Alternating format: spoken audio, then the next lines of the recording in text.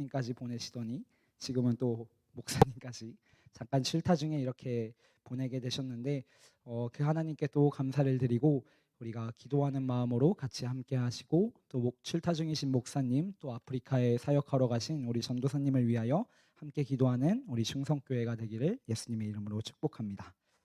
우리 그걸 까먹었네요. 축복의 말씀 읽고 말씀의 시간 갖습니다. 시작.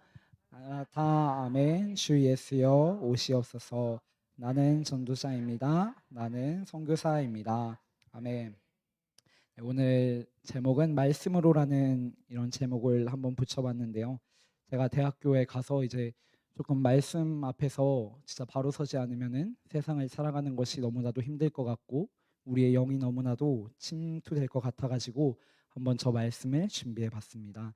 목사님께서 한번 설교 중에 이런 말씀을 하셨습니다. 성경은 이제 하나님께 영감을 받은 이들이 썼기 때문에 하나님은 그 성경을 통하여 우리에게 감동을 주시고 또 그 성경을 통해 우리에게 말씀을 하신다라는 우리가 당연히 이렇게 공감할 수 있는 말씀을 목사님께서 해주셨고 또 아주 중요한 말씀인 것 같습니다. 하나님께서는 우리 성경 말씀을 통하여 오늘도 저와 여러분들에게 끊임없이 말씀하고 계시며 우리가 같은 성경의 구절을 읽지만 우리의 상황과 또 우리의 처해진 어떤 것에서 우리가 같은 의미와 같은 감동을 얻기도 하고 또는 다른 상황에 놓였을 때는 또 다른 감동을 하나님께서 주시는 것 같습니다.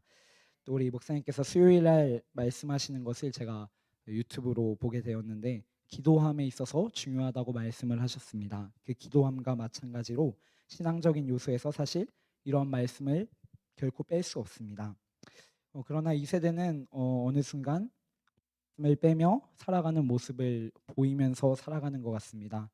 목사님께서 이제 설교 시간에 종종 이야기하시는 그 자유주의 신학이라고 해가지고 이제 제가 그것을 공부하고 있어서 사실 지난주도 너무나도 힘들었던 그 시간이었습니다. 그 세상적인 학문으로 자꾸 하나님을 정죄하는 것 같아서 너무나도 가슴이 아픈 그런 일주일을 잠깐 보냈었습니다. 자유주의 신학이라고 하면은 사전에 이렇게 나와 있습니다. 하나님의 말씀보다 인간의 철학 사상을 높이는 신학이라고 정의를 하고 있는데 도대체 하나님을 공부하고 하나님의 말씀을 공부하는 신학이 어느 순간 사람이 그 위에 있게 된 그런 현실이 너무나도 안타깝다라는 생각을 했습니다. 근데 그것이 단순히 어떤 특정 기관에서 하는 것이 아니라 사실 서부에 있는 대부분의 신학교가 그렇고 또 우리나라에도 단순하게 어떤 학교뿐만 아니라 계속해서 그러한 흐름이 흘러가는 것 같습니다.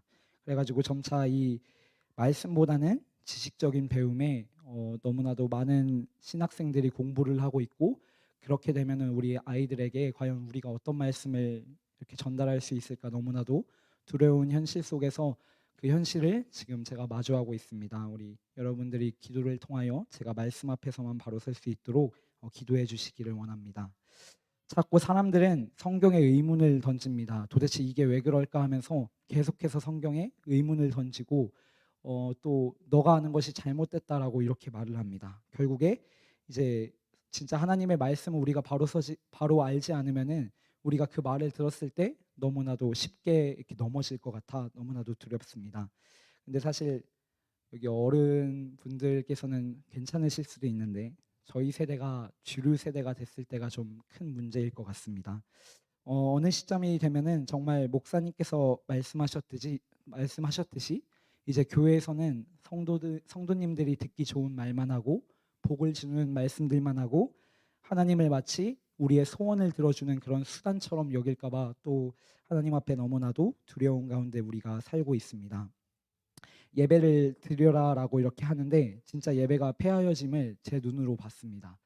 이제 제가 수요일 날은 여기에 없어가지고 제가 생활하는 근처에서 이제 예배를 좀 드려볼까 하면서 교회를 찾아다니는데 수요일 날 예배를 드리는 곳이 진짜 없습니다. 교회 문이 닫혀 있고 십자가에는 이제 불이 안 들어온 교회도 꽤 많이 봤던 것 같습니다. 그러한 현실 가운데 우리는 하나님께서 매일 예배를 드리라고 하시는데 우리는 우리의 생각대로 자꾸 예배를 패하는 그런 대한민국 속에 살고 있습니다. 우리가 기도를 통하여 이 나라가 하나님 앞에 바로 서고 말씀으로 바로 설 수 있도록 같이 기도하는 저와 여러분들 되기를 원합니다. 어, 근데 이제 진짜 정말 예배가 폐하여지고 제가 또 충격적인 말을 들었습니다. 예배는 일주일에 한 번만 드리면 됐지. 말씀은 일주일에 한 번만 들으면 됐지. 그런 말도 너무나도 많이 들었던 것 같습니다. 그러나 사실 하나님께서는 말씀을 통하여 우리에게 하시는 메시지가 있고 때로 말씀을 통하여 우리의 죄를 꾸짖으시기도 하고 또 말씀을 통하여 우리를 또 위로하시기도 하고 우리가 살아가야 할 방도를 바로 말씀을 통해서 이렇게 가르쳐 주시고 계십니다. 그것을 저와 여러분들이 알고 또 믿는 그런 주의 백성들이 되기를 예수님의 이름으로 축복합니다. 근데 진짜 정말 우리 아이들을 보면은 알듯이 우리가 말씀을 들으려고 하지 않고 또 말씀을 읽으려고 하지 않습니다. 가슴 아픈 현실인데 제가 이제 화요일 날 기도 모임이 있었습니다. 저희 학교에 그 학과별로 기도 모임이 있는데 저희 학과도 당연히 신학과다 보니까 기도 모임이 있었는데 작년에는 이제 그냥 참여하는 인원으로 기도를 했다가 올해는 조금 섬기는 역할을 조금 하고 있습니다. 근데 작년에 딱 갔는데 충격을 먹었던 게 그 인도하시는 대표 선배분께서 하셨던 말씀이 조금 충격이었습니다. 기도 모임인데 이제 교회를 안 다니는 친구들, 다른 종교를 가진 친구들이 다 같이 모여서 함께 기도하는 그런 모임을 바로 이 모임이 그 취지다라고 말씀을 하시는데 도대체 하나님을 믿지 않고 또 다른 신을 믿는 사람들이 어떻게 와가지고 같이 기도할까라는 생각이 너무나도 많이 들었습니다. 기도는 하나님 앞에 우리의 죄를 고백하기도 하고 또 하나님의 나라와 의를 위하여 기도하는 것인데 어느 순간 사람의 소원을 그냥 나누고 어느 순간 사람의 소원을 기도 제목으로 삼는 그러한 모임이 되어서 너무나도 가슴이 아픕니다. 근데 이번에도 또 가슴이 아팠던 일이 있었는데 이제 선배들이 많이 계셨습니다. 한 11명 정도가 모였는데 그곳에는 이제 조순미 전도사님의 모교이신 그 신학교에서 오신 전도사님도 계시고 편입하신 분들도 꽤 계시는데 저보다 선배시다 보니까 사역을 하시는 분도 꽤 있습니다. 근데 그 자리에서 어떤 말이 왔냐면은 그냥 농담으로 말했겠지만 형 우리 술 한잔 할까요? 이런 말을 제가 그 자리에서 들었습니다. 근데 사역을 하시는 분이십니다. 사역을 하시는데 그런 말씀을 하시고 또 어떤 졸업하신 선배님은 그 WCC 총회에 유럽에서 하는 WCC 총회에 갔다 오시고 또 그거를 자랑하시는 분도 계셨습니다. 그러한 현실 속에서 우리가 살고 있는 것 같습니다. 물론 농담으로 말했겠지만 그것이 우리에게 닥친 현실이었고 또 이제 저희 학교는 기독교 학교이다 보니까 학기의 시작과 끝을 예배로 합니다. 그래서 그날은 이제 개강 예배라고 해서 저희가 이제 예배를 드리는 날이 있었는데 당연히 저는 기도 모임이니까 예배를 드리러 가겠지 했는데 11명 중에 몇 명이 예배를 갔는지 혹시 한번 던져 주실 수 있나요? 몇 3명이요? 그보다 아래입니다. 저는 저 포함해서 2명이 갔습니다.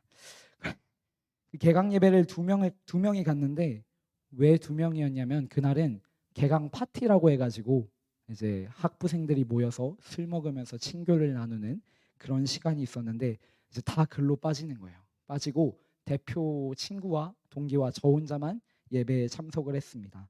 근데 사실 안타까운데 그 선배가 저한테 동기인데 형이신 분이 저한테 너도 개강 파티 가냐 해가지고 아니요 저는 예배를 갑니다 했더니 이제 조금 의아해하시면서 제가 다시 물었습니다. 형 혹시 예배 가시나요? 했더니 그분이 하시는 말이 예배는 일주일에 한 번만 드리면 되지 왜 가냐라는 그런 말씀을 하셨습니다.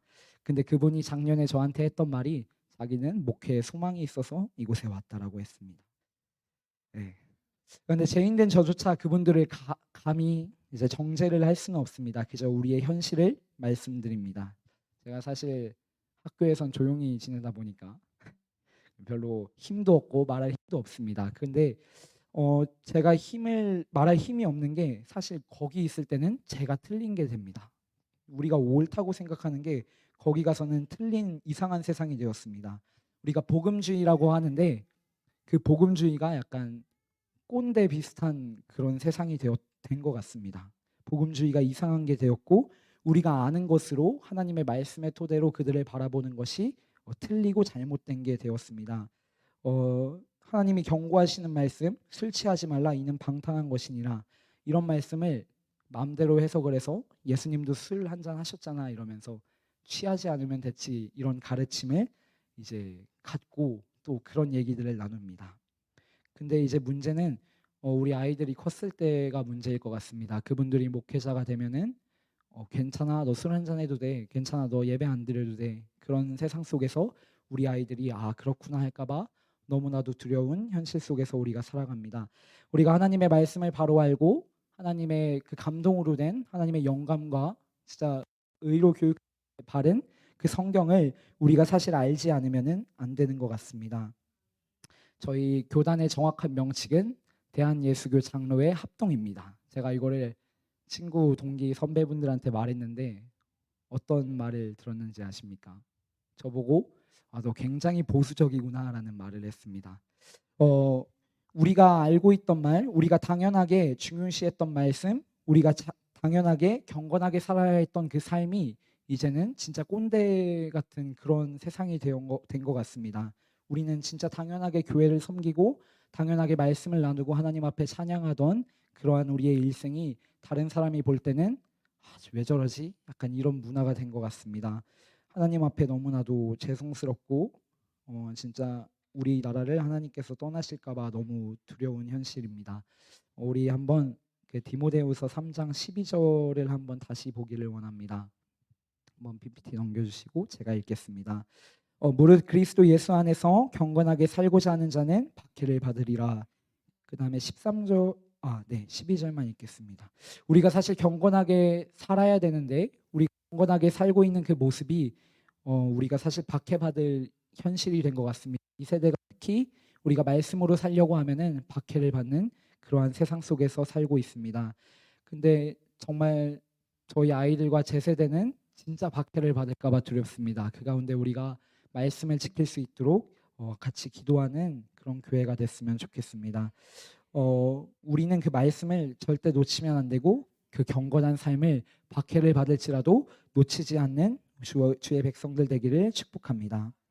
우리는 진짜 이상한 세상에 놓여 있습니다. 우리 13절을 한번 또 보겠습니다. 13절을 한번 보면은 악한 사람들과 속이는 자들은 더욱 악하여져서 속이기도 하고 속기도 하나니 그다음 다음 절도 네, 쭉 읽겠습니다.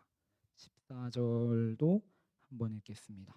그러나 너는 배우고 확신한 일에 거하라. 나는 내가 누구에게서 배운 것을 알며 그 다음 말씀에는 너는 또 어려서부터 성경을 알았나니 성경은 능히 너로 하여금 그리스도 예수 안에 있는 믿음으로 말미암아 구원에 이르는 지혜가 있게 하느니라.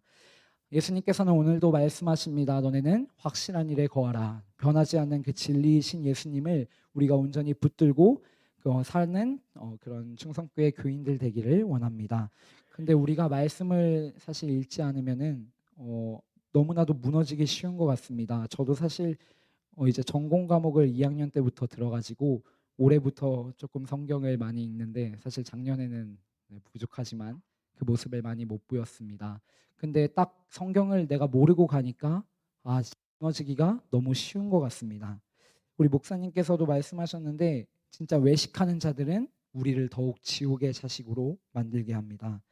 우리는 성경의 말씀을 통해서 구원에 이르는 지혜를 얻습니다. 그러나 이 세상은 점차 빛을 잃어갑니다. 하나님의 말씀은 우리를 찌르는 가시가 되었습니다. 하나님의 말씀은 우리에게 불편한 것이 되었습니다. 우리가 듣고 싶은 말씀만 듣게 되었습니다. 필요한 말씀만 고르고 묵상하는 현실이 되었습니다. 진짜 근데 우리가 말씀으로 바로 서 있지 않으면 저 외식하는 자들의 말을 우리가 딱 들었을 때 내가 모르는 거니까 그냥 듣고 저게 사실인가 보다 이렇게 알기가 너무나도 쉽습니다. 그렇게 우리가 무의식적으로 그 말씀을 받아들이지 않고 우리가 아는 말씀, 진짜 하나님이 성경에 그대로 말씀하시는 그 말씀만을 가지고 우리가 설 수 있기를 원합니다. 근데 사실 안타까운 것이 저희 중고등부 세대는 이제 목사님께서도 가끔 추억 얘기를 하시면서 하시는 말씀인데 교회 오자마자 성경을 읽었습니다. 사실 믿기지 않지만 저희가 진짜 성경을 읽고 오자마자 진짜 말씀 묵상하고 외우던 시대입니다. 근데 어느 순간 우리가 말씀을 놓쳤습니다. 그러니까 어느 순간 하나님의 말씀이 들리지 않고 하나님을 볼 수 있는 그 눈이 너무 어두워져서 이제는 들었던 말씀이지만 들을 때마다 새로운 그런 현실 속에서 살고 있습니다. 우리 나라 집사님께서 중고등부 아이들에게 성경을 읽게 시키는데 너무 존경스럽고 저도 배워가지고 주일학교 아이들에게 이제 성경 쓰기는 시켰는데 성경 읽기를 이제 차츰 한번 시작해 볼까 합니다. 물론 몇 주 동안은 그냥 지켜보면서 과연 스스로 읽을까, 우리 수 눈이 자꾸 눈을 피하는데 과연 스스로 읽을까 이런 생각을 하면서 몇 주는 지켜볼 것이지만 진짜 읽지 않으면은 강제로라도 시켜야 될 것 같습니다. 강제로 시키지 않으면 안 됩니다. 제가 화요일 날 오경 수업에 대한 그 오리엔테이션을 들었는데 진짜 지식적으로 훌륭하신 교수님이 계십니다. 그분이 딱 오자마자 내가 너네가 알려주는 성경이 아닌 것을 알려주겠다 이러셔가지고 아 뭐지 저 사단의 사단의 영은 뭐지 하면서 이렇게 보고 있었는데 사실 그분은 학문과 이제 은혜 설교는 따로 보시는, 물론 그게 옳은 건지 모르겠지만 근데 그분이 하셨던 말씀이 너무나도 가슴에 박히고 정말 책임감으로 돌아왔던 말씀이 있습니다. 그분이 이렇게 말씀하셨습니다.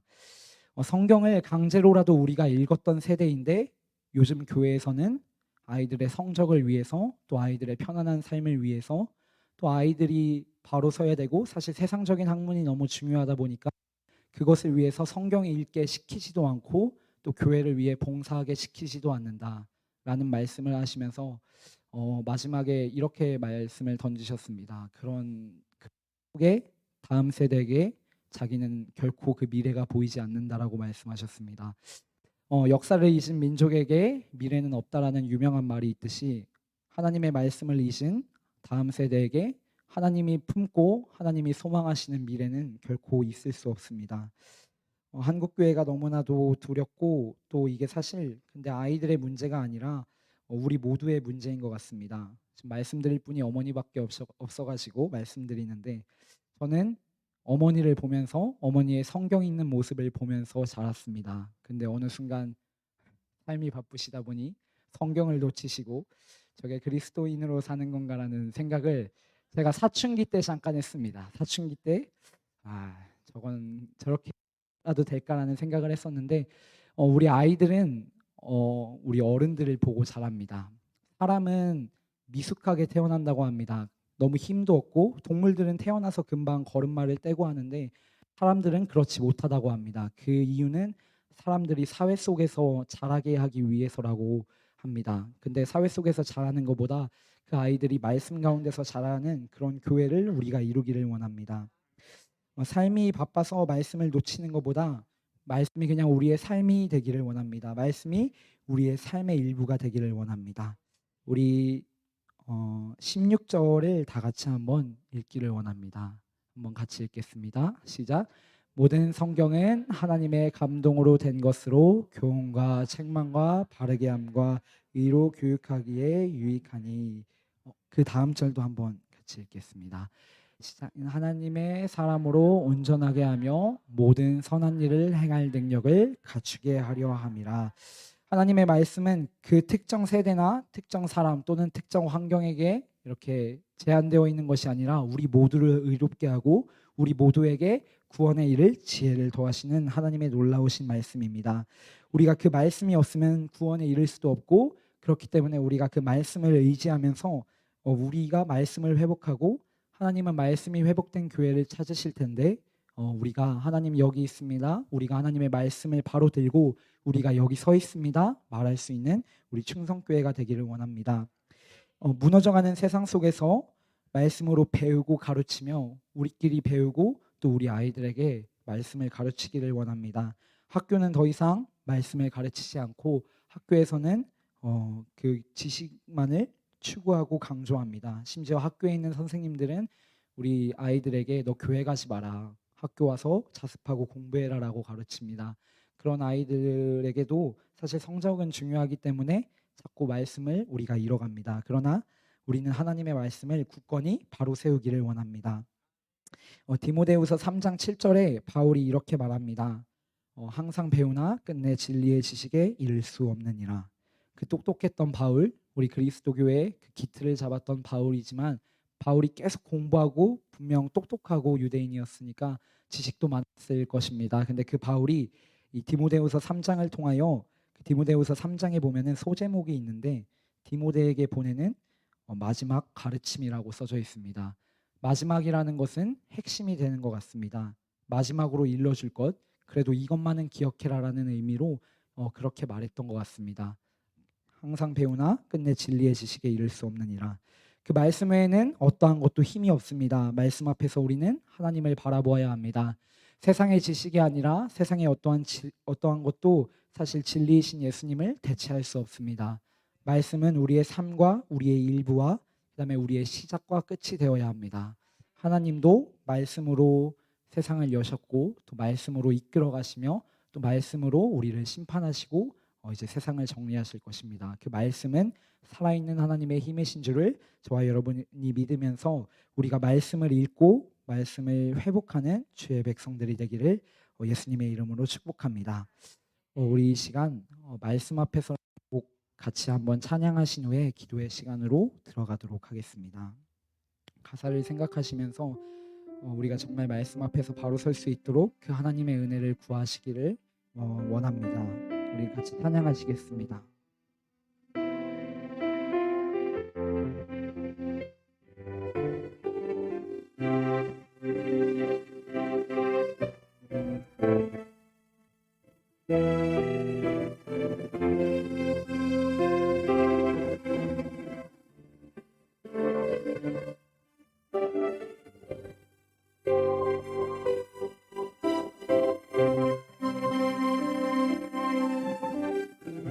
말씀 앞에서 경외함으로 주께 불러섭니다.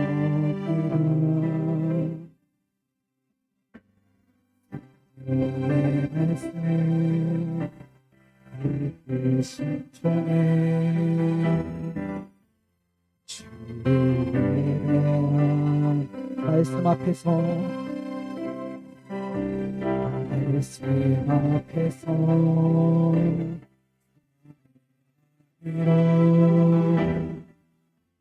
주께 불러섭니다.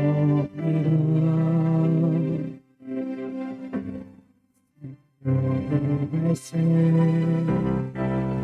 읽으신 종에 주를 예배한 기록된 말씀 기록된 말씀 이리 쓰어서 진리로 우리 거룩해 하며 거룩한 말씀 세세 영원히 모든이 되어 말씀하신 하나님 말씀에 하나님 말씀에 어떤 자 내 생명을 보는 자 한 사람 찾으신 주님의 약속을 믿어 하나님 보는 자 순종하며 주 따라가는 자 영원한 하나님 나 일어날 주의 교회 일어나 주 말씀을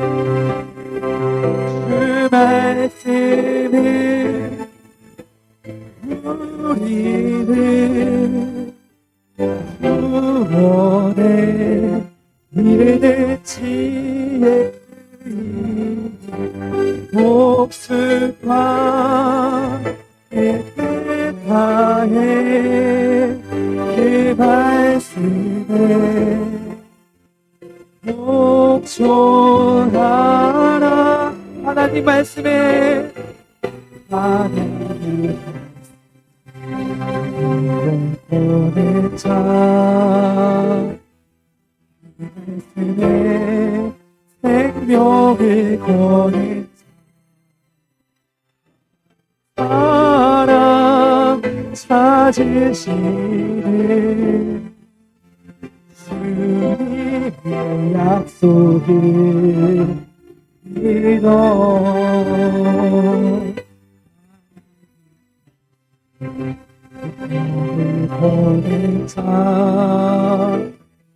주여 주 따라가는 자 영원한